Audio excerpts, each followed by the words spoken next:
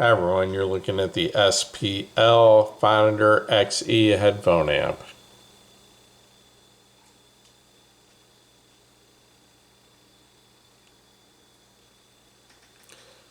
Starting on the left, we have our matrix adjustments, and I'll explain that in a few minutes. In case you didn't watch the first part of this review, you've got your crossfeed adjustment with 6 different steps. You've got your angle adjustment that runs from 22 to 55 degrees. You've got your input selection for XLR, RCA inputs, or 4 different options on digital inputs if you order this amp with the optional DAC, which this particular amp does not have the optional DAC. So the 4 digital inputs are not used on this amp at this time. Then you have the switch to adjust mono, stereo, or switch into laterality knob, which is basically for very fine tuning of the balance between channels. You've got your volume knob, which is a motorized Alps potentiometer. The indicator light lights up when the amp is plugged in, which it isn't right now. Then you've got your VU meters, which is a very cool feature on this amp. Your on-off power switch. Actually, this is your standby switch. The actual power switch is on the back. Then you've got your standard 6.3 millimeter quarter-inch headphone output. The switch next to it is to switch from the front headphone outputs to the rear headphone outputs, which I'll show you in a minute. You've got your 4-pin XLR output, and then you've got a 3-level switch for your VU meters to adjust depending on your input level.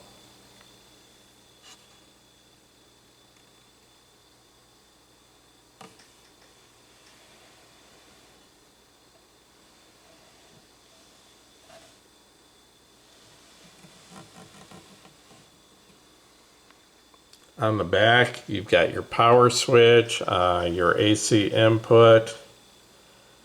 This switch here is for programming the remote. The amp does not come with a remote, but you can use any infrared remote and program it to operate, control the volume up and down on this. You've got your rear-mounted 6.3 millimeter quarter-inch headphone out and your 4-pin XLR headphone out, which is a unique feature in case you don't want cables sticking out of the front of your amp.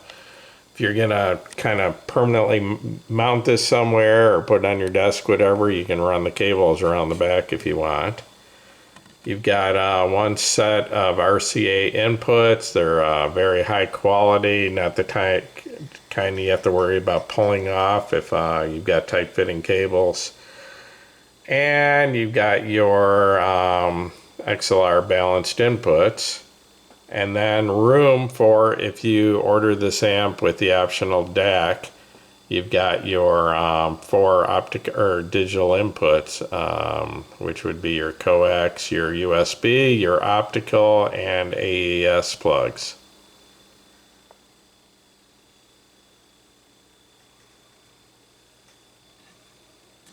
Hi everyone, this is William from the Headphone Experience, and I'm here tonight to do my part 2 of my review of the SPL Phonitor XE.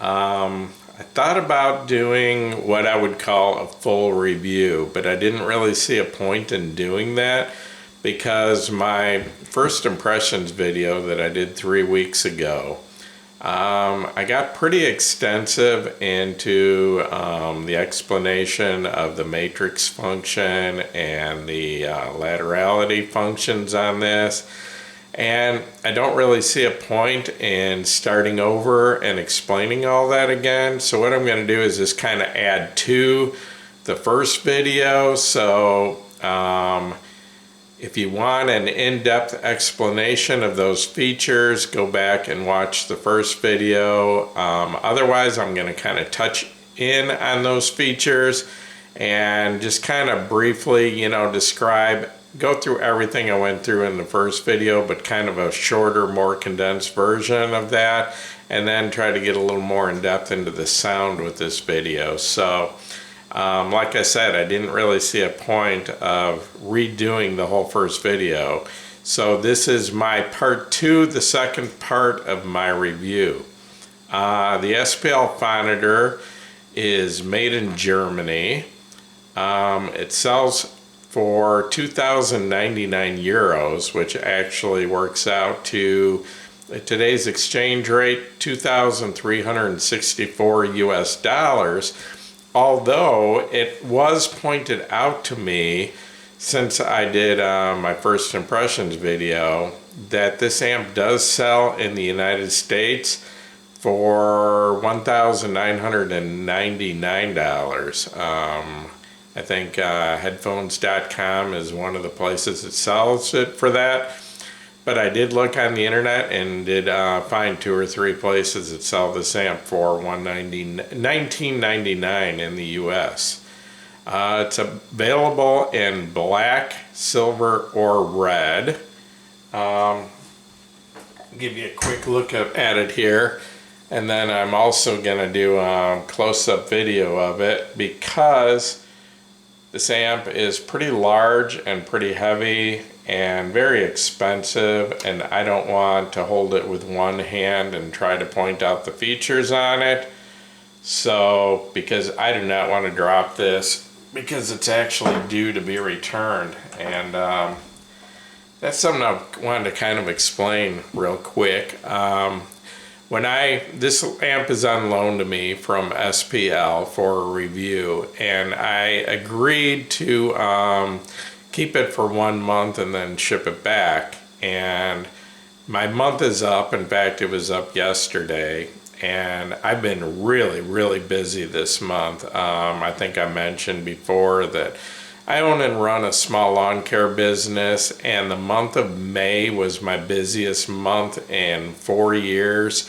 So I haven't spent as much time with this amp as I would have liked to. I mean, normally I spend a couple hours a day at least, listening to headphones and amps, and on day off, maybe 3 or 4 hours. And I've only had like 3 days off in the last month, and I've only been able to put in about an hour a day. So I did my first impressions video about a week after I got this, which is about 3 weeks ago now, and had maybe 5-6 hours on it at the time. And now I would say I've got maybe another 20 hours in on it. Not as much time as I would have liked to spend with it, because I really like this amp and would have really liked to get to know the sound, the features, everything. But I agreed to send it back in a month, and I'm going to stick to that agreement. So I'm going to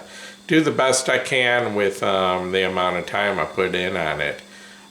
Just going over real quick specifications. This amp is 11 inches wide, it's 13 inches deep, it's about 4 inches tall, it weighs 11.24 pounds, which is 5.1 kilograms.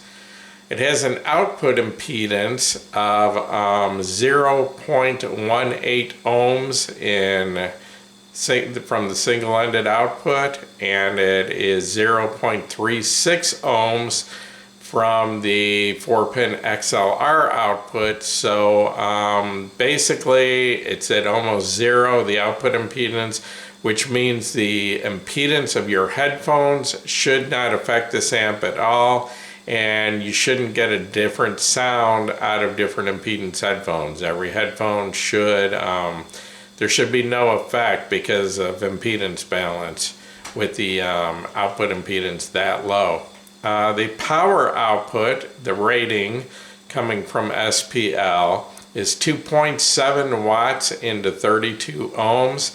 And these are all from the 4-pin XLR balanced output.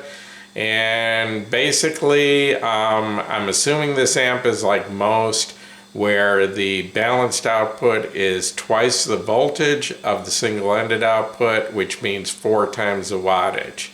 So these numbers are all for balanced output. So basically the single-ended output would be 1/4 of these amounts. So once again, 2.7 watts into 32 ohms, 2.9 watts into 47 ohms, 3.7 watts into 120 ohms, 2 watts into 300 ohms, and 1 watt into 600 ohms, which is, I'll talk about that a little bit more in a few minutes. That's actually a lot of power into that high of impedance headphones. This amp is available with an optional DAC, and the DAC, if you do opt for the DAC, it has a coaxial input, an optical input, a USB input, and an AES input. This particular amp did not come with the optional DAC, but it still, if you can see here, the switch still has all the options on it. The digital options are just not functional without the optional DAC. The build quality of this amp, I'm really impressed by it. First of all, it's a really nice looking amp. I think this is probably the best looking amp I've ever reviewed or seen in person. Just a really nice amp. The front of it, the way it's laid out, the UV meters, I'm sorry, the VU meters really, you know, add to the looks in my opinion. The front plate is aluminum and quite thick, almost a 1/4 inch thick aluminum plate. Actually, I measured it, looked like about 5 millimeters, so just under 1/4 inch thick. Everything's laid out nice. The quality control seems real well. The casing on it is just sort of a sheet metal, which, you know, nothing special, but, you know, seems to be okay. The back is laid out nice. Everything, you know, everything's straight, and you know, I don't see any skimping in build quality at all. Something I did notice since the last time that I did the first part of this review is this amp almost barely gets above room temperature. I mean, maybe just a couple degrees above room temperature. Puts off almost no heat at all. So that's a nice feature. You don't have to worry about, you know, giving it a lot of room. I'm sure, you know, giving it a couple inches of breathing room is recommended, but it's not going to put off a lot of heat like a tube amp or even like my Audio GD Master 9, which puts off quite a bit of heat. That thing runs about probably 25-30 degrees above room temperature after it's been on for probably an hour. So anyway, features, I wanted to talk about that.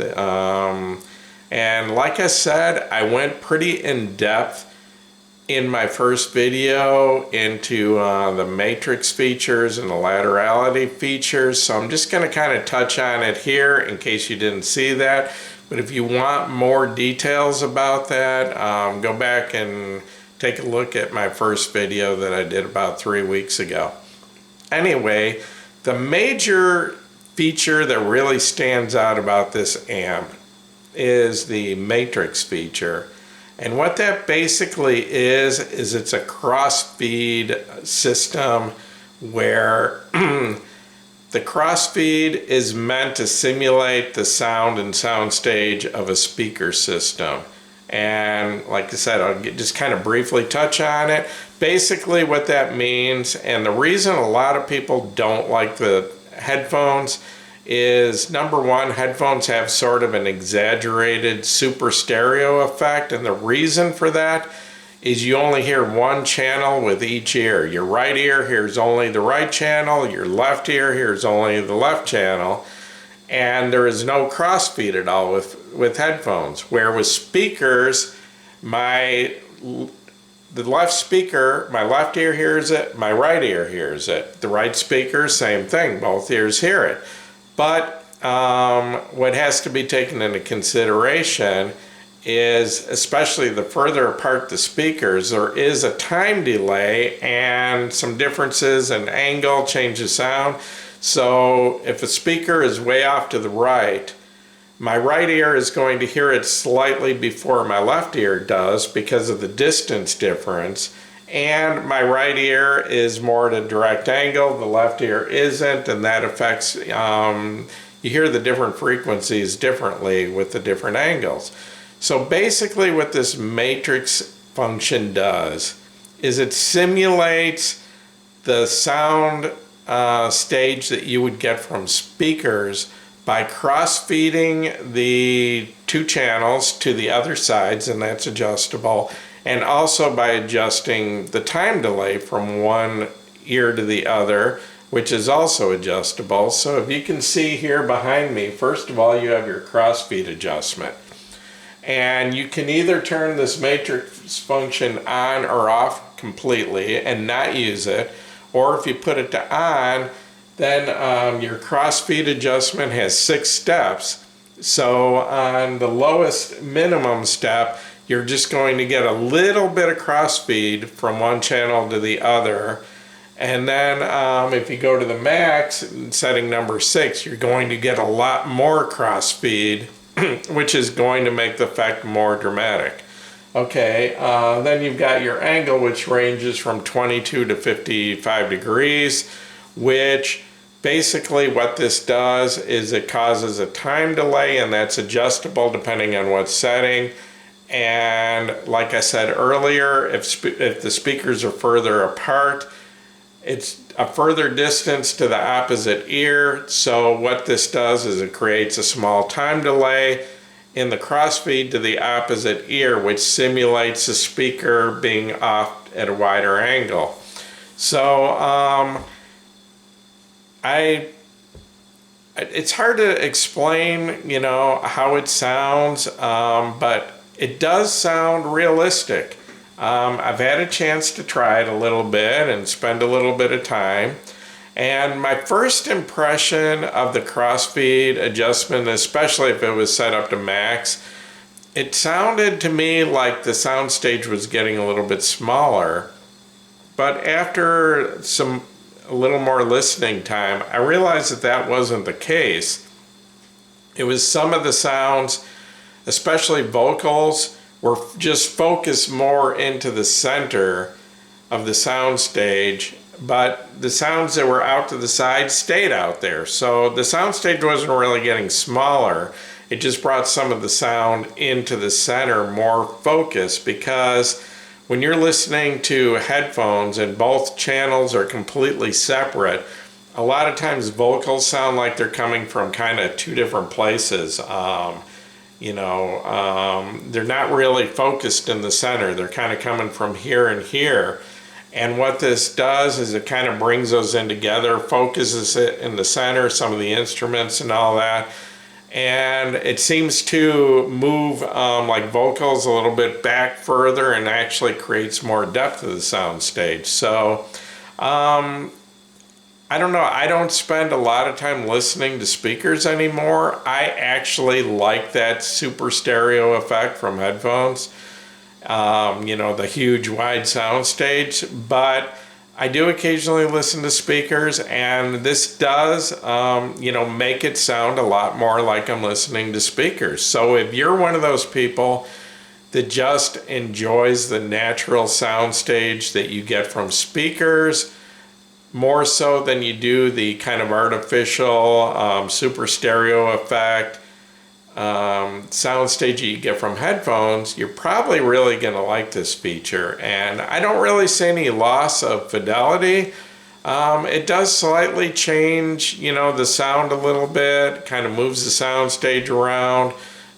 Some things sound a little more distance or a little closer, it does change the sound a little bit, but like I said, it does sound more like I'm listening to speakers than headphones. So You know, like I said, if you prefer the sound stage of speakers, you're probably going to like that function. So I would recommend giving this amp, give it a listen if you get the chance. The laterality knob, I kind of changed my view on that since the first video. The first video I said that turning it left or right really didn't affect the volume at all, that it just kind of moved the sound stage from center to center. And after trying it a few more times, I have realized that if I go all the way left or all the way right with the laterality knob, which is this one here, and that's defeatable too. You can just put it in the middle where it's just plain stereo, mono, or if you switch it over, then you can adjust that.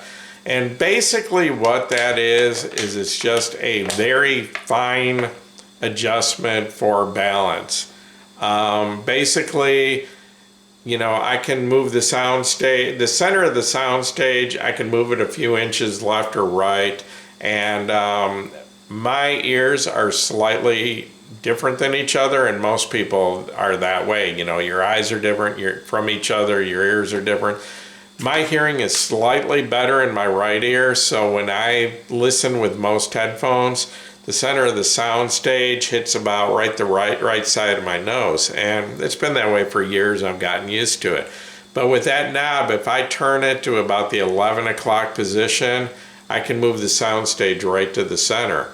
You know, if I go all the way left, or I can, you know, put it all the way over here. If I go all the way right, I can put it over here. But it's basically just a real fine adjustment for balance, which you don't really notice a big difference in volume change between one side to the other, but it just kind of moves the center of the sound stage, like the vocals, you know, back and forth a little bit, and you can put them right in the center. Another feature is this doesn't come with a remote control, but it's set up so you can adjust the volume up and down with basically any remote. And it has the volume knob, which is it's a large volume knob, very smooth, very precise. It has a light up indicator light on it that you can't see in that picture, but anyway. You can use any infrared remote, and there's a button on the back of this you push to set it up. And I mentioned in the first video that I set it up and it was working backwards, where if I was using the remote that came with my Cambridge Audio CD player. Anyway, if I would hit up on the volume, the volume on this amp was going down, and if I hit down, it was going up. It was working just backwards. And I assumed that was a mistake I made setting it up, and it turns out that that was the case. I redid it, and I found out what you have to do is you have to set the down volume first and then the up volume second, and now it works fine. If I hit down, the volume goes down. If I hit up, it goes up. So nice feature having the remote. Another feature that this headphone amp has that I haven't seen before is it has headphone jacks on the front and back. It has your standard 1/4 inch, 6.3 millimeter single-ended output on the front, and your 4-pin XLR balanced output, and the same two outputs on the back. I guess the reason for that is say you put this on your desk and you don't want, you know, cables coming out of the front of it and running across your desk, whatever. If you have a long cable on your headphone, you could plug into the back and then come in under your desk or around your desk or something else, and, you know, not have headphone or cables dragging across the middle of your desk. So that's kind of a unique feature. And then the other thing, and what really stands out, is the VU meters. And just, you know, they don't really serve a purpose other than just looking really cool. And, you know, you sit there and they light up, and, you know, so you sit there in the dark and you can just kind of watch the meters bounce back and forth, which, you know, it's just really cool. It looks great. And, you know, like I said earlier, I think this is probably the most cool looking amp I've seen. Sound-wise, I'm going to try to get a little more into that now that I have some more time on this. And first thing that I wanted to point out is this amp is, the noise floor is absolutely dead silent. What I usually do, or what I always do, all of my amps that I've reviewed, my test for determining the noise floor is I have an old pair of Sony DJ headphones, and they are super, super efficient, more efficient than most IEMs, and they're only 24 ohms, and they're I think 112 decibels at 1 milliwatt, so super efficient. So anyway, I plug those into the amp with the output or the input on pause. You know, I usually use my CD player going through a DAC and into the amp. So I just pause my input and then plug the headphones in and turn the volume knob up until I hear any kind of hiss or hum or anything like that. And I've got to say that this amp is, sorry, my throat gets dry talking too much.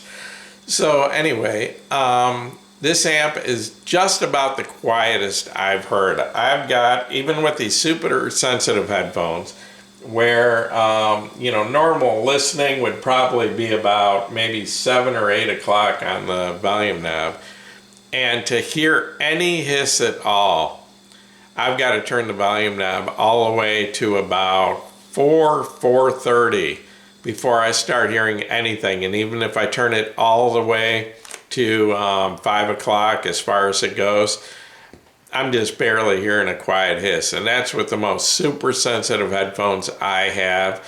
And like I said, I mean, that is far, far above any normal listening. So you are never going to hear any background hiss out of this amp. And I compared it to some other, or all the other amps I have, and the quietest amp I've ever heard as far as background noise is my Benchmark HPA2, which is part of my Benchmark DAC 1. And that amp, you can turn it all the way, the volume knob all the way, and not pick up any hiss at all. So next, after that, this is the quietest amp I have ever heard. It's even quieter than my Audio GD. That I'm starting to pick up hiss by the time that has a volume knob. Actually, it's a ladder, resistor ladder volume. So it works a little differently, but it has 100 steps, so 0 through 99. And I've started hitting a little bit of hiss at about 75 on that. So 75 would be about the equivalent of about 3 o'clock on a conventional volume knob like this. So actually, this seems to be even quieter than my Audio GD. So anyway, it's getting down to the sound. The best way I can describe this amp is this is just absolutely dead neutral. Absolutely.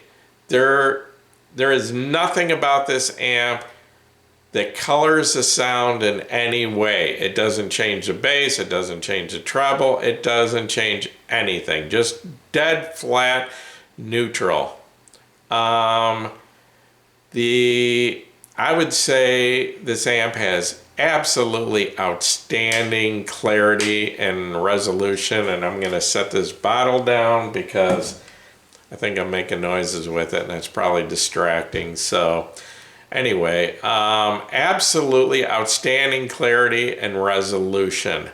Just, I mean, I don't think it could get any more clear and detailed than it is. Just a very refined, smooth sound, but yet extremely detailed, and it never gets harsh. I mean, yeah, if your recording has harshness on it, it's going to reveal that, but the amp itself just never seems to get harsh. If you've got a good recording, that's exactly what you're going to get as perfect sound. The Soundstage on this I would describe as large. It has good width, it has good height, it has good depth, and it has real good layering. You know, multiple layers of Soundstage where, you know, some amps just kind of have a left, a right, and a middle, and really nothing in between. And this amp has a lot of layering, both in width and the depth to it. Basically, the way I would describe this amp is it's like a sharp focused lens.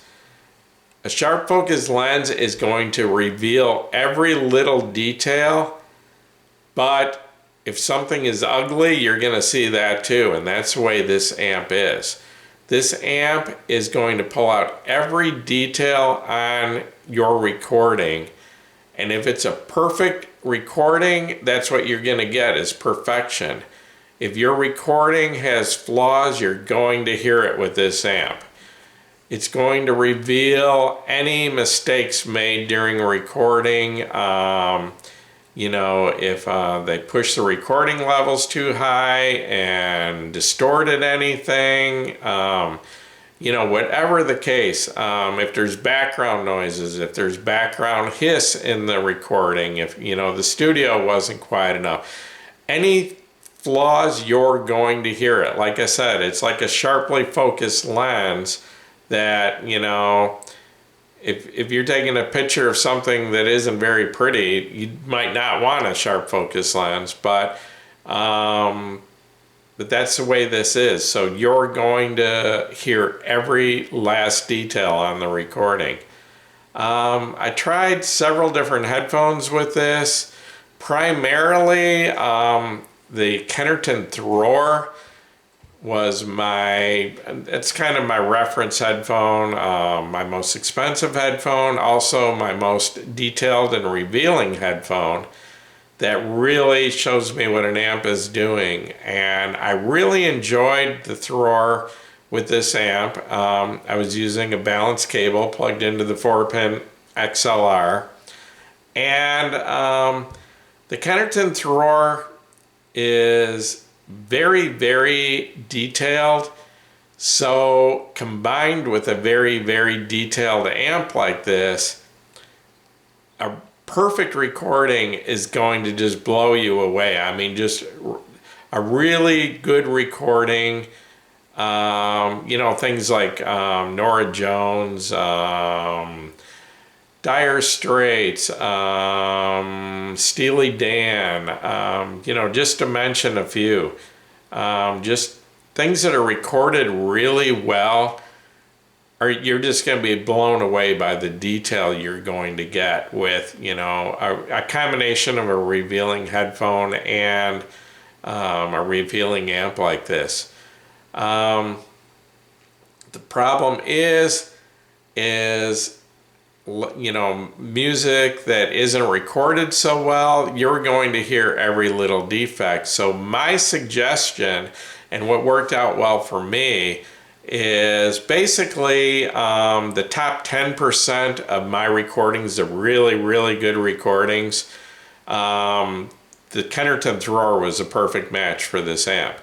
Okay, on the other 90%, the stuff I like to listen to but isn't always recorded as well, the Kennerton Valley, which is a little bit more laid back than the Thrower, it doesn't, you know, pull out that every last detail like the Thrower. So the Valley, actually, you know, that more laid back sound works for the other 90% of the recording. So, you know, that might be a suggestion to me, from me to you, if you have this amp. And I know most people have more than one headphone. You know, I run the Headphone Experience on Facebook, and it's very rare that anybody into high-end headphones only has one headphone. So an amp like this, it's really revealing. You know, if the recording's perfect, get out your most revealing headphone, you know, your HD 800, something like that. And your other recordings, get out something that's a little more laid back, you know, that doesn't, you know, throw the every little detail right in your face, you know. And like I said, with a couple of different headphones, you can make this amp work with just about anything. Another headphone I tried with this, well, I tried out the Hi-Fi Man Sundara, which sounded really, really good with this amp. And as a power test, the hardest to drive headphone I have is the Hi-Fi Man HE560, which isn't extremely hard to drive, but without enough power, it definitely loses its bass impact, and the treble can get a little harsh. So that headphone sounds great in my opinion when amped properly, basically an amp with enough power, and it kind of falls apart when under amped. So that's been my test. And the HE560 works really well with this amp, especially from the balanced output. Absolutely no shortage of power. Gave the headphones real good bass impact, really good sound. Like I said, that was from the 4-pin XLR, and at normal listening levels, I was at probably about 1130 on the volume knob, using the balanced output. If I do have a single-ended cable for that, so I switched over to try it, and it still did a really good job of driving them. Maybe came up just a little bit short from the single-ended output power-wise, so if you do have something hard to drive like the HE560, I would suggest getting a balanced cable and running it from the 4-pin XLR. Like I said, I was running about 1130 from the 4-pin balanced output, and I was up to about 12:30 to 1 o'clock running from the single-ended output. That's the hardest headphone I have to drive. I don't know, and I can't tell you how this would do with some of the super hard to drive headphones, namely the Hi-Fi Man HE6, maybe the Odyssey, what's it called? The LCD4, or maybe the Abyss. Those are all very power hungry. I can't tell you if this has enough power or not because I don't have those headphones. I did read somewhere another review that the person thought that this came up a little bit short on the Hi-Fi Man HE6, but that is pretty much known as the hardest headphone there is to drive. I mean, it has a sensitivity of something like 77 decibels at 1 milliwatt, so it's just outrageously hard to drive. People use speaker amps directly from the speaker outputs to drive that headphone quite a bit. As far as comparing to other amps, I don't really have anything right now that really compares to it except for my Audio GD Master 9. Right now I've got the Benchmark HPA2, which is a great amp, very clean, very detailed, but just not on the level of this amp. It's 1.25 watts into 32 ohms. It doesn't have the power, it doesn't have the features. It doesn't, it's just not on the level of this amp, so that's not a real comparison. I've got, what else do I have right now? I've got the Felix Audio Echo tube amp, which is just a completely different amp and not fair to compare either. I mean, tube amps, it's a lot lower power. It's a great amp, I love it. Don't get me wrong, but this is just, it can't, and even though it's very detailed, it's still not on the level of this amp as far as detail and clarity. But that's a tube amp. So anyway, the only thing I have right now, and I did have, what did I have? I had the Urzatic Bacillus Tilia, which is a lower powered, very nice amp. I like it. More of a warmer tube sound. So not really, not the extreme clarity and resolution of this amp. And I recently had the Wells Audio Milo, which is more of a warmer, kind of laid back, almost tube sounding amp also.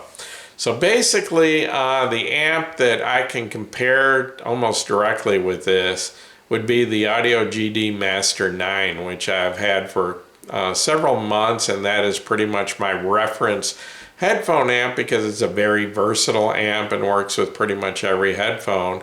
And in that way, this amp has a lot in common. This is also a very versatile amp that works with almost any headphone.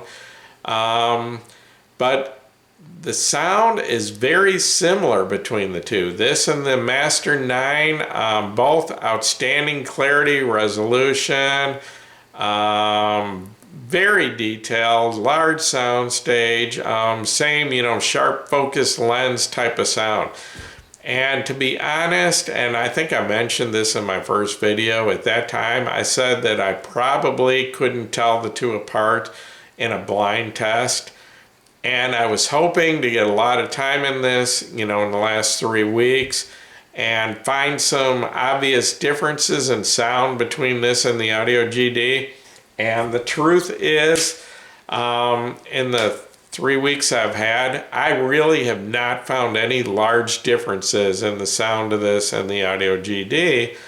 And I think I would have trouble telling them apart in a blind test. I don't know if I could or not. So they're very much alike in that way.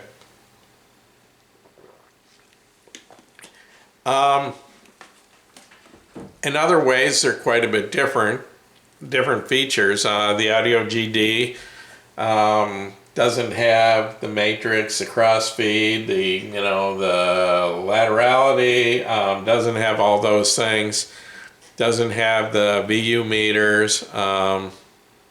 What the Audio GD does have is it has 5 inputs compared to the 2 inputs on this, although the Audio GD does not have an available built-in DAC, which this you can get it with the built-in DAC.